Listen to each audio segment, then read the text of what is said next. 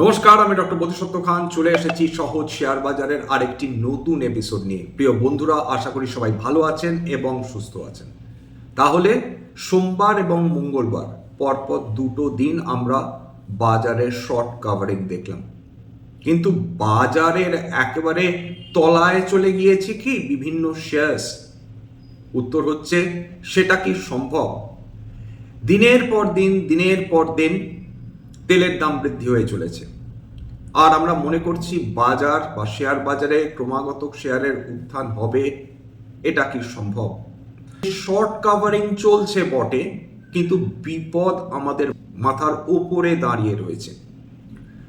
যতদিন ব্রেন্ট ক্রুড $100 উপর ট্রেড করবে, ক্রুড অয়েল 95 থেকে 100 উপর ট্রেড করবে এবং বিনিয়োগকারীরা মনে করছেন যেভাবে ইরান আমেরিকা ইসরায়েল যুদ্ধ চলছে, যেভাবে স্ট্রেট অফ হরমুজে একের পর এক তেলবাহী জাহাজ বিপদের মুখে রয়েছে এবং ভারতীয় জাহাজগুলো যে এই বিপদের মধ্যে নেই, এই কথাটা কি গ্যারেন্টি দিয়ে বলা সম্ভব? ইরান একটি একটি করে ভারতীয় তেলবাহী এবং গ্যাসবাহী জাহাজকে ছাড় দিচ্ছে, সত্য কথা, কিন্তু যদি ক্রস ফায়ারিংয়ে আমাদের জাহাজ পড়ে যায়, সেক্ষেত্রে তার কি কোনো সিকিউরিটি গ্যারেন্টি রয়েছে? এই প্রশ্নটাও কিন্তু বিনিয়োগকারীদের মনের মধ্যে লাগাতার ঘোরাফেরা করছে। একটা জিনিস ভীষণ স্পষ্ট হয়ে গিয়েছে, সেটা হলো আমাদের এক্সপোর্টমুখী কোম্পানিগুলোকে এটা নিয়েই চলতে হবে।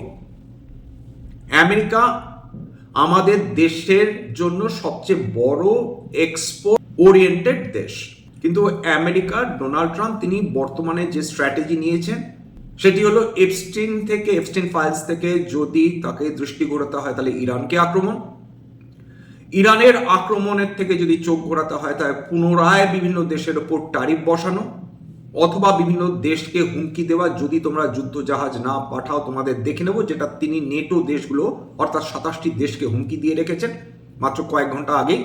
সার্বিকভাবে ভীষণ কেওটিক একটা কন্ডিশন হয়ে রয়েছে, দারুণভাবে জিওপলিটিক্যাল টেনশন বৃদ্ধি পাচ্ছে। উত্তর কোরিয়া ইতিমধ্যেই নতুন ধরনের মিসাইল তারা পরীক্ষা নিরীক্ষা করছে, জাপান সতর্ক হয়ে রয়েছে, দক্ষিণ কোরিয়া সতর্ক হয়ে রয়েছে, অর্থাৎ আমেরিকান অ্যালাইজ। তেল যদি স্মুথলি স্ট্রেট অফ হরমুজ দিয়ে যাতায়াত না করতে পারে, মধ্যপ্রাচ্য দেশগুলো অ্যাকিউট ফিনান্সিয়াল ক্রাইসিসে পড়তে বাধ্য হবে। ইতিমধ্যেই খাদ্য ভাণ্ডারে টান পড়ছে, অর্থনীতিতে সংকট উপস্থিত হচ্ছে, এমন একটা অবস্থার দিকে এগোচ্ছে যে মধ্যপ্রাচ্যের বিভিন্ন যে দেশগুলো রয়েছে তাদের যারা নেতা রয়েছেন তারা মনে করছেন আমেরিকান বন্ড বিক্রি করে দিয়ে তারা টাকা তুলবেন, যাতে তাদের প্রাথমিকভাবে দেশের অর্থনৈতিক সংকট কাটানো সম্ভব হয়। যে হয়তোবা ঈদের আগে যদি কোনোভাবে একটি ট্রুসের সম্ভাবনা তৈরি হয়, আপাতত যা অবস্থা দেখা যাচ্ছে তাতে মনে হয় না কোনো ট্রুস হবে, যদি না ইরান একাকীভাবে সেটা ঘোষণা করে। তো এই মুহূর্তে ভীষণ প্রিম্যাচিওর হবে এটা বলা যে মার্কেট একেবারে সব কারেকশন তাতে শেষ হয়ে গিয়েছে। সেটা পরপর দুদিন শর্ট কাভারিং এর পরেও সেটা বোঝা যাচ্ছে। কোনো নির্দিষ্ট দেশের ওপর যে কোম্পানিগুলো ডিপেন্ডেন্ট অর্থাৎ তাদের এক্সপোর্টের জন্য, তারা বিপদে পড়ছে। আজকের আইটি কোম্পানিজগুলোর অবস্থা দেখুন, আইটি কোম্পানিজ বহু আইটি কোম্পানিজ তারা তাদের আজকে 52 সপ্তাহের নিম্ন স্তর ছুঁয়ে গিয়েছে। কেপিআইটি টেকনোলজিস, টাটা এলিক্সাই দুটো যদিও IT enabled companies, TCS, Sonata software, C infosystems, Mphasis 52 সপ্তাহের নিম্ন স্তর ছুঁয়ে গিয়েছে। HCL tech, Oracle financial services. অর্থাৎ একদিকে জিওপলিটিক্যাল টেনশন বিভিন্ন যুদ্ধের কারণে, অন্যদিকে এআই আতঙ্ক তো কমেইনি, উপরন্তু উত্তরোত্তর বৃদ্ধি পেয়ে চলেছে এবং তারই একটা নেগেটিভ এফেক্ট আমরা আজকের আইটি কোম্পানিজগুলোর শেয়ারগুলোতে দেখতে পেলাম। একদিকে আইটি কোম্পানিজগুলো মার খাচ্ছে, নিফটির ওপর প্রভাব ফেলছে, অন্যদিকে যে সেক্টরগুলো এলএনজি বা সরাসরি জ্বালানি তেলের ওপর নির্ভরশীল তারা প্রত্যেকে কাটা পড়ছে। অটো সেক্টর তেলের ওপর ডিপেন্ডেন্ট, সাংঘাতিকভাবে ডিপেন্ডেন্ট। এলএনজির ওপর ডিপেন্ডেন্ট কোম্পানিজগুলো তারা আরো বেশি মার খাচ্ছে। বিগত কয়েকদিনের খবর যদি পড়েন তাহলে বুঝতে পারবেন যে গুজরাটে যে কয়েক বিলিয়ন ডলারের সেরামিক্স ইন্ডাস্ট্রি রয়েছে সেটা প্রায় স্তব্ধ এলএনজি গ্যাসের অভাবে। ফার্টিলাইজার সেক্টর মার খেতে চলেছে, তার কারণ ফার্টিলাইজার সম্পূর্ণভাবে নির্ভরশীল এই লিকুইফাইড ন্যাচারাল গ্যাসের ওপর।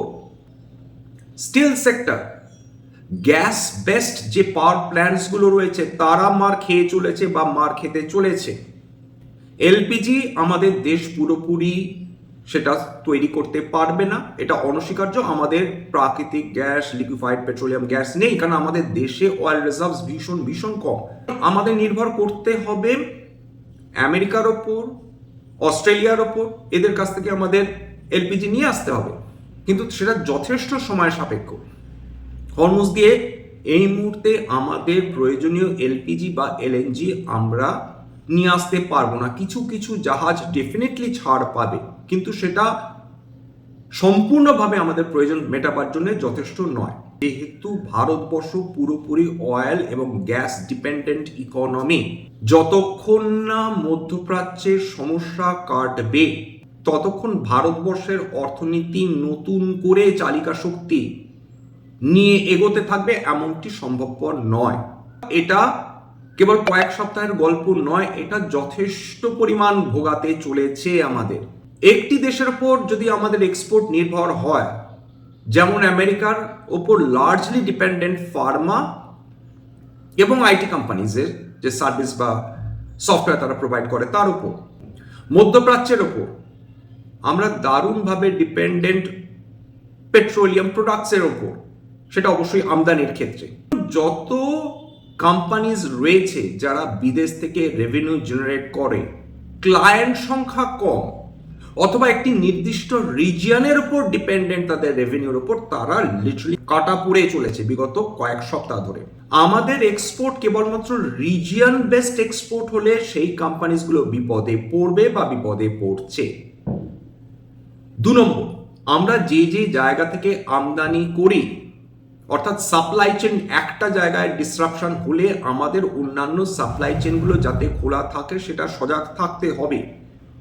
রাশিয়ান তেলের উপর দারুণভাবে ডিপেন্ডেন্ট হয়েছিলাম, আমেরিকা নিষেধাজ্ঞা জারি করলো, রাশিয়ান তেল ইম্পোর্ট করা কমে গেল, ভারতবর্ষ বিপদে পড়লো। ভারতবর্ষের আস্তে আস্তে আস্তে আস্তে পকেট থেকে অতিরিক্ত টাকা খরচ হতে শুরু করলো। একদিকে তো ডলার টাকার তুলনায় ক্রমাগত শক্তিশালী হয়ে চলেছে, উপরন্তু আন্তর্জাতিক বাজারে তেলের দাম বৃদ্ধি পেতে শুরু করেছে। ভেনেজুয়েলা যে তেল পাওয়া যায় সেটা বিশ্বের মধ্যে সবচেয়ে নিকৃষ্ট, অর্থাৎ তার তেলের কোয়ালিটি ততটা ভালো নয় যতটা ইরানের তেল, যতটা মধ্যপ্রাচ্যের তেল বা আমেরিকা বা রাশিয়ার তেল। সুতরাং ভেনেজুয়েলা থেকে তেল আনলেও তার যে আউটপুট সেটা মিনিমাল আউটপুট বলা চলে, কোয়ালিটি তেল পাওয়ার সম্ভাবনা যথেষ্ট পরিমাণ কমে যায়। আর্নিংস ডিরেটিং যদি এই ধরনের কোম্পানির ক্ষেত্রে হয়ে যায় পরবর্তী কোয়ার্টারগুলোতে, সেটা কিন্তু মোটেই অস্বাভাবিক হবে না। সেই সব কোম্পানি যাদের প্রোডাক্ট তৈরির জন্য অন্য একটা কোম্পানির ওপর দারুণভাবে ডিপেন্ডেন্ট থাকতে হয়, সেই কোম্পানিগুলো দারুণভাবে মার খাচ্ছে।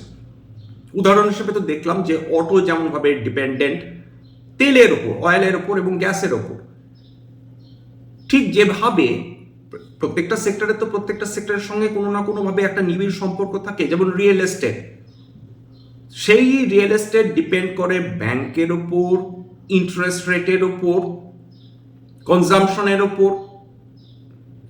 রিয়েল এস্টেট ডিপেন্ড করে অন্যান্য প্রাইমারি মেটেরিয়াল, সিমেন্টের ওপর, বিভিন্ন মেটালস যেমন স্টিলের ওপর।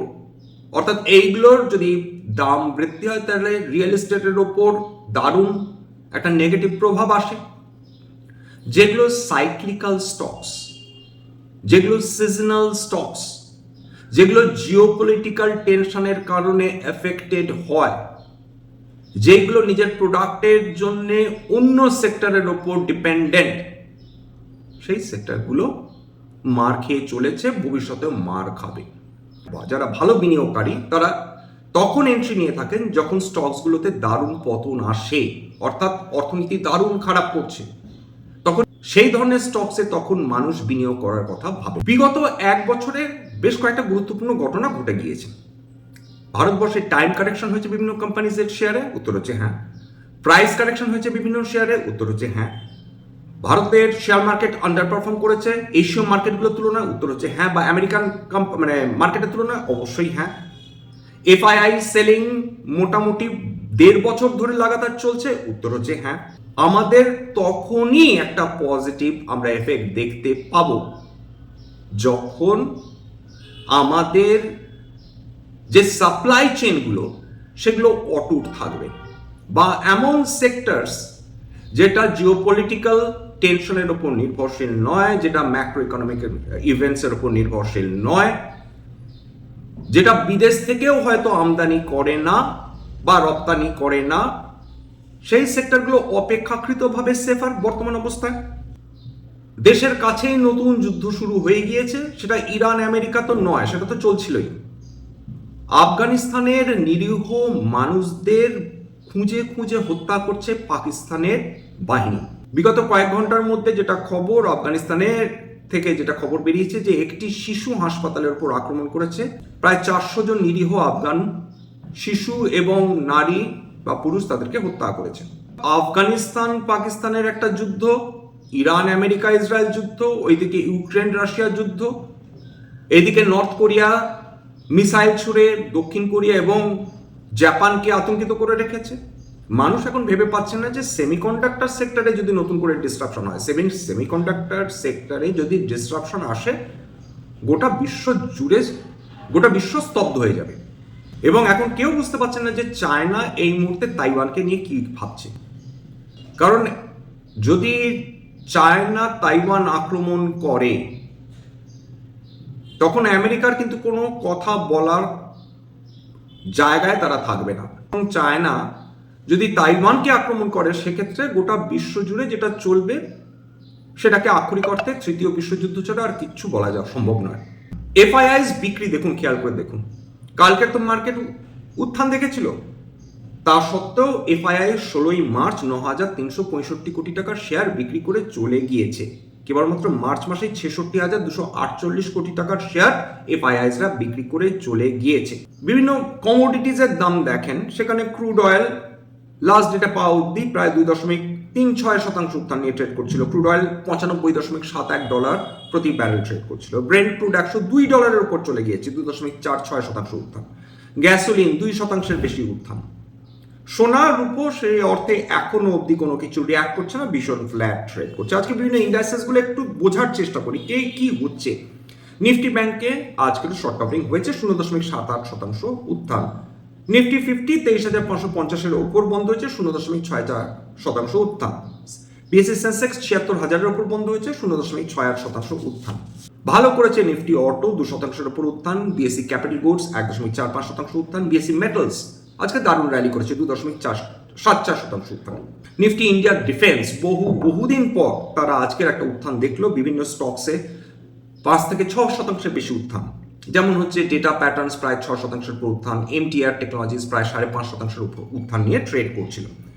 নিফটি ক্যাপিটাল মার্কেট স্টকসগুলো পজিটিভলি রিয়াক্ট করে যখন ভারতীয় শেয়ার বাজারে আমরা উত্থান দেখি, কিন্তু ভারতীয় শেয়ার বাজারে লাগাতার পতন হতে থাকলে নিফটি ক্যাপিটাল মার্কেটসও সেটা নেগেটিভলি রিয়াক্ট করে। আজকে এমসিএক্স দেখুন প্রায় 5.5% উত্থান নিয়ে ট্রেড করছিল, কারণ বিভিন্ন কমোডিটি বা বিভিন্ন মেটাল সেক্টরে উত্থান, বিভিন্ন কমোডিটি প্রাইসে উত্থান, ফলে এমসিএক্স এর ভলিউম বৃদ্ধি, এমসিএক্স আজকের উত্থান দেখেছে। ভীষণ সতর্ক থাকার প্রয়োজন রয়েছে, কারণ পরপর দুদিন উত্থান দেখলাম মানে মার্কেটে সব দুঃখ যন্ত্রণা চলে গেছে এমনটি নয়। এইটুকুনি জানি যে আস্তে আস্তে ইনফ্লেশনের ভয় ক্রমাগত বেড়ে চলেছে, ক্রমাগত। আমাদের দেশে সবচেয়ে বেশি আমরা যেটা আমদানি করে থাকি সেটা হচ্ছে সোনা এবং কাঁচা তেল। কাঁচা তেলের দাম যদি $100 উপর আর কয়েক সপ্তাহ থাকে, নিশ্চিন্ত থাকুন ট্রান্সপোর্ট এবং লজিস্টিক্সের দাম বাড়াতে তেল এবং গ্যাস কোম্পানিগুলো বাধ্য হবে, কোনো উপায় নেই। প্রভাব পড়বে, অত্যন্ত নেতিবাচক প্রভাব পড়বে সমস্ত রেট সেন্সিটিভ সেক্টর, তার মধ্যে রিয়েল এস্টেট, তার মধ্যে ব্যাংক রয়েছে, অটো সেক্টর রয়েছে। চুপচাপ বসে থাকা, বুকে পাথর রেখে বসে থাকা হচ্ছে একমাত্র উপায়। এছাড়া এই মুহূর্তে সান্ত্বনা বাক্য দেওয়ার প্রয়োজনও নেই, দরকারও নেই, কারণ বাজারের অবস্থা এরকমই হয়। 2022-এ আমরা একটা সিগনিফিক্যান্ট কারেকশন দেখেছিলাম, যে কোনো যুদ্ধ হলেই এরকম ধরনের কারেকশন আসবে, বিশেষ করে সেই ডেভেলপিং ইকোনমিগুলো যারা অয়েল এবং গ্যাস ডিপেন্ডেন্ট। অন্তত বছর দশেক তো ওয়েট করতেই হবে, যখন আমরা ধীরে ধীরে আমরা এমন একটা পজিশনে পৌঁছে যাব, এমন একটা ট্রানজিশন দেখতে পারবো যেখানে আমরা সিগনিফিকেন্টলি রিলাই করব আমাদের দেশের রিনিউয়েবল এনার্জির উপর। হচ্ছে স্ট্যান্ডার্ড ডিসক্লোজার। যদি কোনো কোম্পানি নিয়ে আলোচনা করে থাকি, হতে পারে তার মধ্যে আমার বা আমার পরিবারের ভেস্টেড ইন্টারেস্ট থাকলেও থাকতে পারে। ভবিষ্যতে যদি নতুন করে কিনি বা বিক্রি করি, আগামী পদ্ধতি দিয়ে কিনতে বা বিক্রি করতে পারবো না। স্ট্যান্ডার্ড ডিসক্লেমার, এটা কেবলমাত্র একটা এডুকেশন চ্যানেল। বাঙালি বিনিয়োগকারীদের ইনভেস্টার ম্যানেজ বৃদ্ধির জন্য এখানে কোনো ধরনের কোনো শেয়ারের buy sell recommendation, suggestion, advice এমনকি ইনফ্লুয়েন্স করার প্রচেষ্টা নেই। আমার কথা শুনে যদি কোনো শেয়ারে বাই সেল সিদ্ধান্ত নেন, ক্ষতির মুখোমুখি হতে পারেন। সুতরাং সবসময় একজন সেবি রেজিস্টার্ড ইনভেস্টমেন্ট অ্যাডভাইসারের পরামর্শ নেওয়ার চেষ্টা করবেন বা নিজের ডিউ ডিলিজেন্স করবেন, সেক্ষেত্রে আপনারা উপকৃত হলেও হতে পারে। সবশেষে যেটা বলি, যদি এই ধরনের এপিসোড আপনাদের ভালো লাগে, প্লিজ একটা লাইক দেবেন, প্লিজ সাবস্ক্রাইব করবেন, এবং যদি সত্যি মনে হয় আমার বাঙালি ভাই বোনদের জীবনে একটুখানি ভ্যালু অ্যাড করতে পেরেছি, প্লিজ নিজের গ্রুপে শেয়ার করতে পারার চেষ্টা করবেন। আজকের জন্য নমস্কার।